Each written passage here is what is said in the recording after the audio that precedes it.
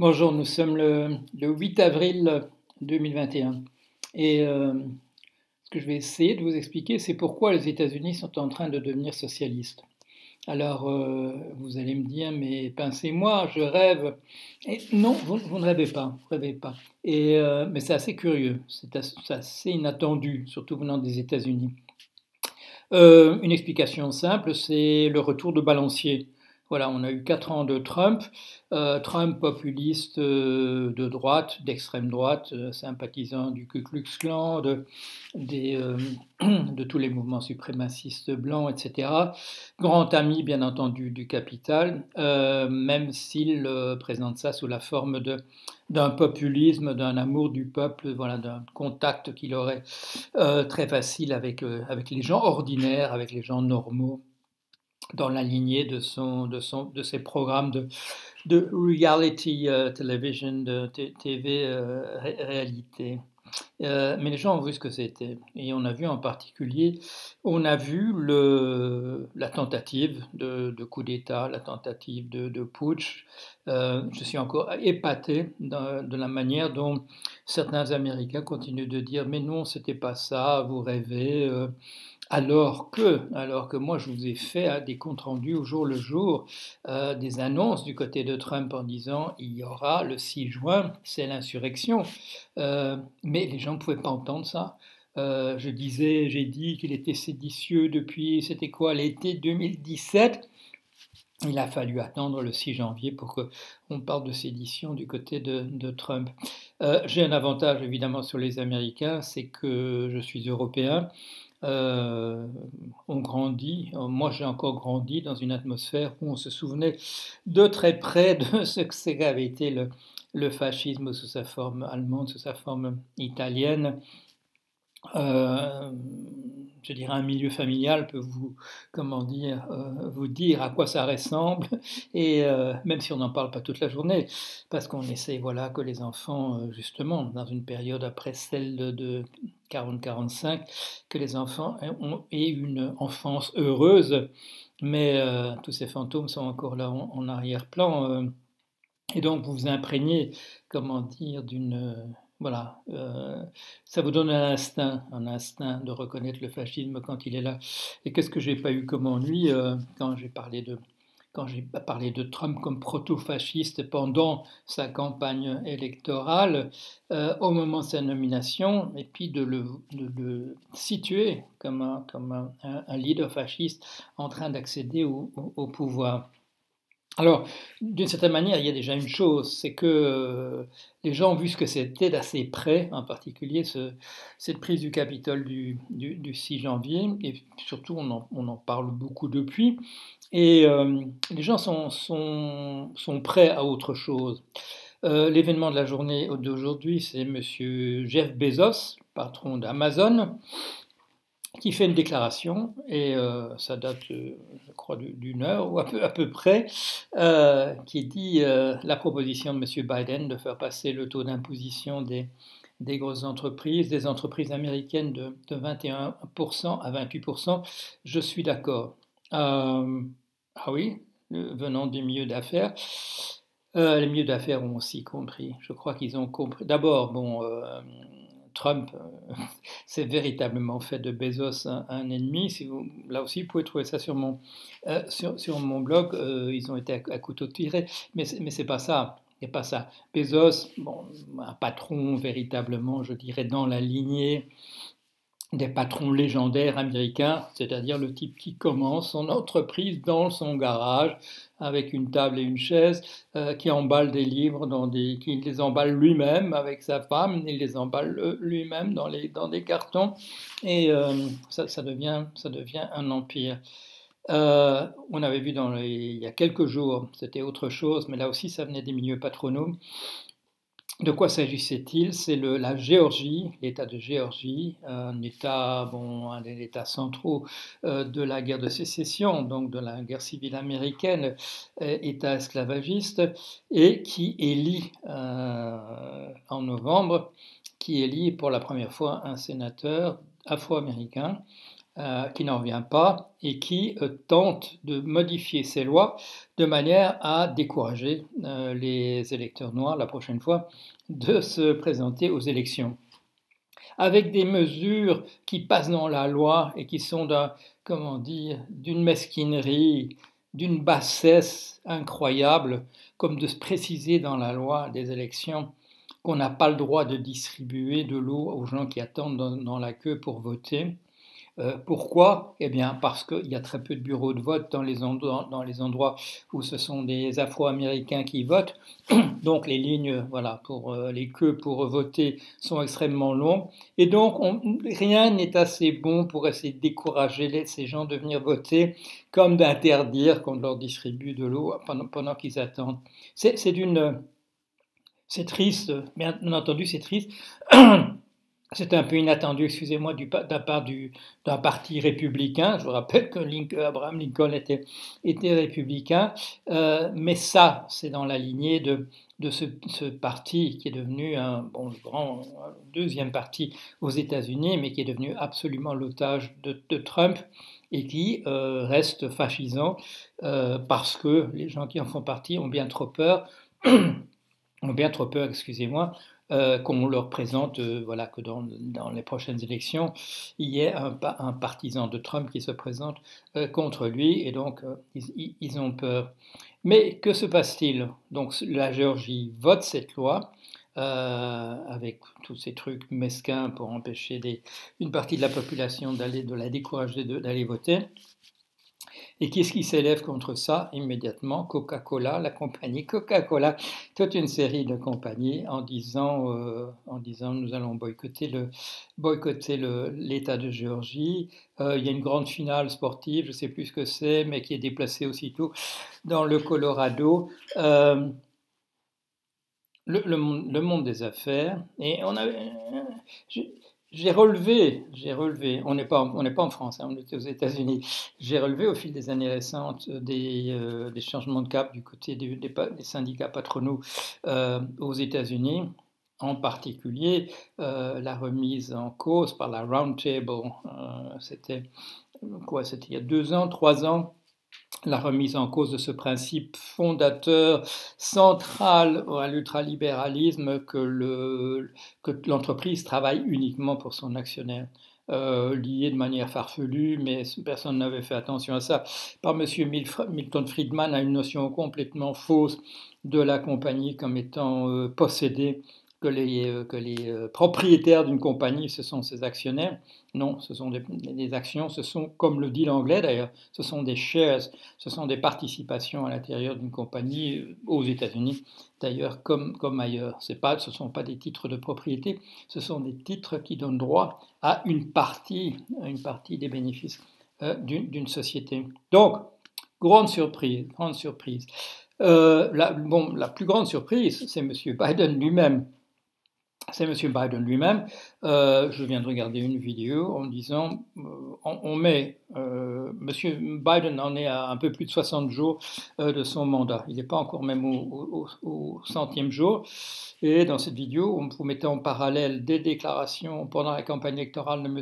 Bernie Sanders, qu'on appelle socialiste aux États-Unis, parce qu'on n'ose plus dire communiste quand même, mais c'est ça qu'on pense. Monsieur Biden disant soit la même chose, soit tenant des propos davantage à gauche que ceux de Monsieur Sanders dans sa campagne électorale. Alors pourquoi ça? Pourquoi le Parti démocrate a compris qu'une société en altère, ça ne pouvait pas marcher, que ça produisait des Trump. Le Parti démocrate a compris qu'il y avait un problème, essentiel du côté de ces électeurs qui avaient voté pour M. Obama, gens qui sont enregistrés comme électeurs démocrates, que ces gens qui avaient voté pour Obama ont voté pour M. Trump à l'élection de 2016. Et certains encore en 2020. D'une certaine manière, le populisme de Trump marchait auprès de certains électeurs de la gauche. Pourquoi?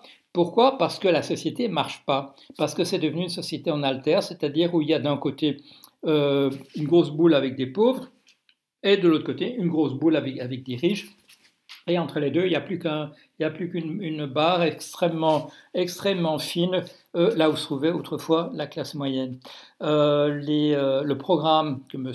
Biden appelle le programme d'infrastructure, qui est 2,3 trillions de dollars, Madame Ocasio-Cortez a déjà dit que ce n'était pas assez, elle a raison, mais ça vise à quoi? Ça vise à regonfler une classe moyenne au milieu.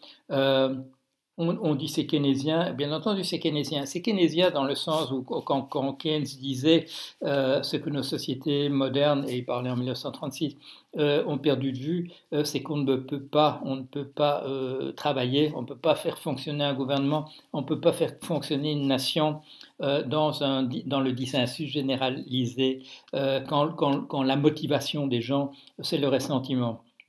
Alors voyez-le, bon, par comparaison, regardez ce qui se passe dans certains de nos pays européens, pas loin autour de moi, ce que ça donne quand on laisse le ressentiment grandir à l'intérieur de la population. Qu'est-ce que ça fait? Ça fait que les gens votent pour des gens comme Trump un jour ou l'autre. Ça, maintenant, après 4 ans de Trump, les Américains, le Parti démocrate en tout cas, l'a compris. Il a en face de lui un parti républicain qui fait de l'obstruction, parce que celui-là est aligné derrière ce qui apparaît toujours d'ailleurs comme l'alternative, c'est-à-dire voilà, une prise de pouvoir de type fasciste, avec maintenant un parti républicain qui est véritablement un parti fasciste. Toutes ces prises de position vont exactement dans ce sens-là. Alors ils ont une base effectivement qui sont c'est 35 à 40% de gens qui votent pour Trump, qui ont produit cette foule bigarrée qu'on a vue le 6 janvier, c'est-à-dire d'une part véritablement ce que Marx appelait le Lumpenprolétariat, c'est-à-dire le prolétariat en haillons, la classe, c'est même pas une classe moyenne, c'est vraiment une classe, les pauvres blancs, le trailer trash, comme on dit de manière grossière aux États-Unis, les gens qui vivent dans des roulottes. Ce sont ces gens-là qu'on voit. Ce sont des gens qui se sentent menacés par les minorités autour d'eux.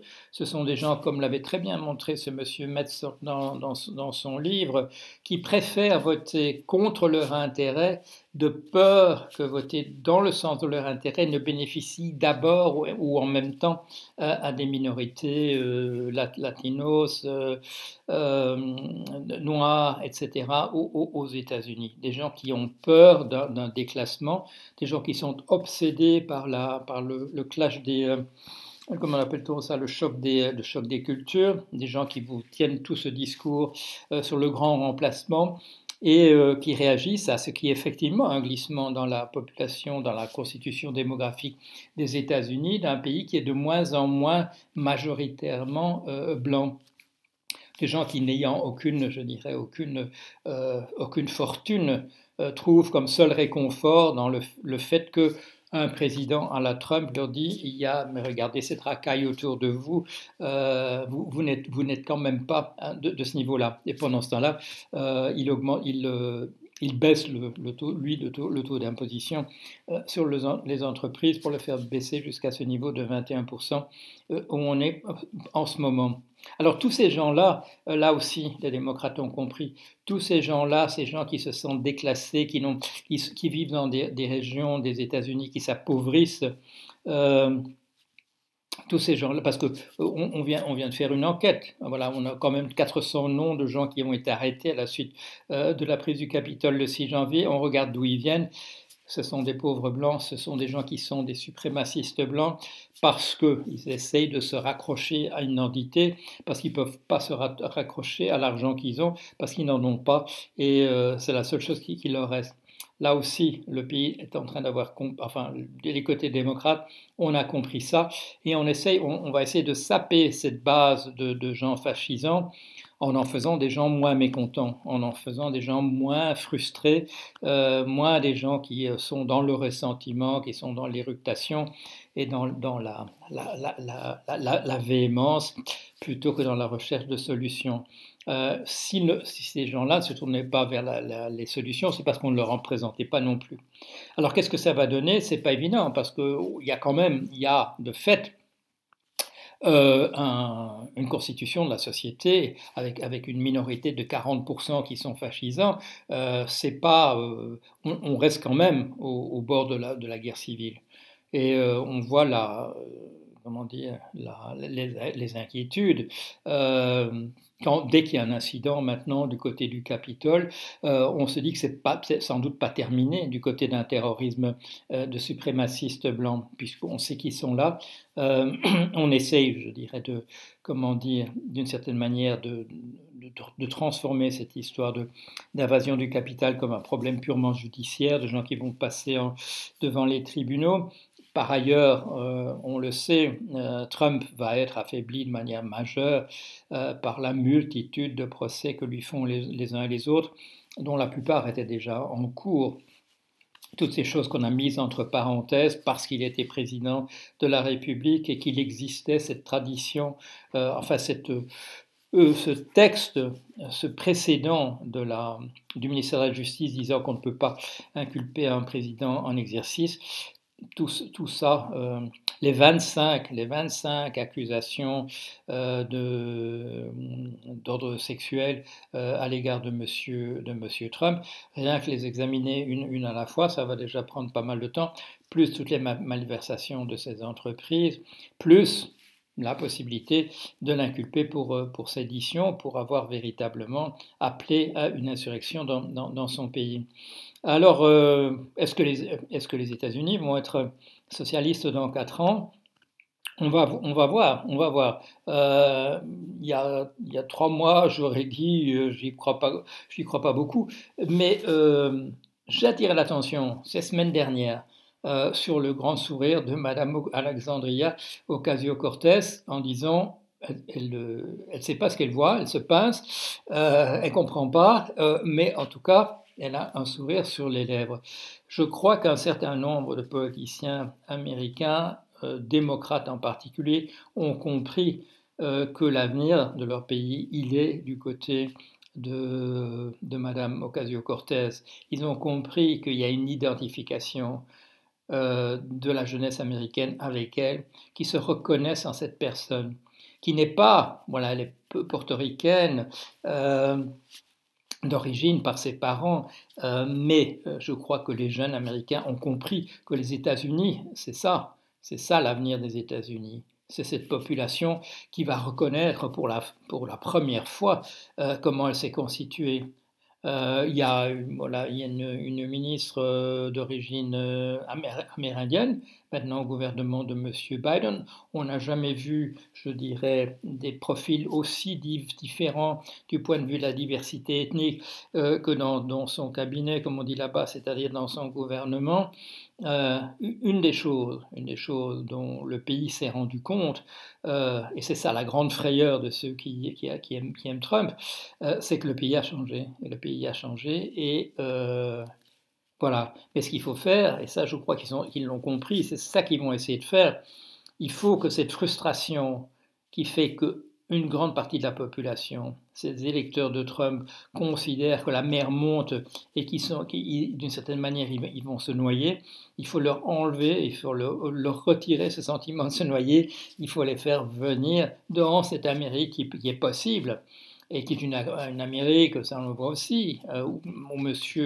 Biden martèle que le problème de l'environnement, le problème du climat, c'est le problème numéro 1 et qu'il ne faut pas oublier ça, et qu'il faut aller vers une économie qui ne produit pas de gaz de serre, une économie où tout le monde travaille, où les revenus sont répartis d'une autre manière que ce qu'on a vu récemment.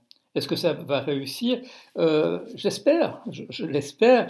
Je suis sûr qu'il y a des gens qui vont dire ah, ça ne marchera jamais, comment pouvez-vous imaginer, c'est les États-Unis, etc. Non, les choses changent. Quand Roosevelt est apparu, il y a sûrement des gens qui ont dit l'Amérique ne deviendra jamais ce qu'elle est devenue de fait.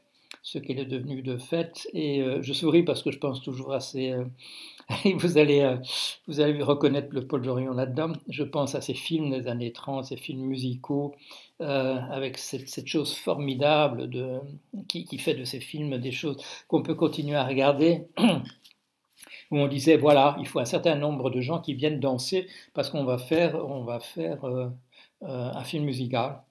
Et qu'est-ce qu'on faisait? On ne disait pas, voilà, il nous faut 200 personnes, et quand la 201e personne se présentait, on lui disait rentre à la maison. Ce qu'avait fait l'administration Roosevelt, c'est que on prenait tous ceux qui étaient bons et qui pouvaient le faire. Et donc, c'est pas ces films des années 35, voilà, 36, où on voit des gens qui dansent à l'infini, là, ça se perd à l'horizon. C'est pas du numérique, c'est pas parce qu'on a parce qu'on a fait le film avec de la programmation orientée objet, où on a fait un petit bonhomme et puis on en fait des millions comme ça, comme dans les scènes de bataille, je sais pas moi, du Seigneur des Anneaux, des choses comme ça. Non, tous les gens que vous voyez, c'est des gens qui étaient là. Et c'est tous ceux qui pouvaient le faire. On ne refusait personne. Et c'est ça qu'il faut faire. Alors, et c'est pas des, voilà, c'est pas des bullshit jobs. Danser dans un musical américain que Paul Jorion et vous regardez encore avec plaisir, c'est pas une mauvaise chose. Alors, espérons que ça marche. Voilà, c'est tout ce que je peux vous dire. Allez, à bientôt.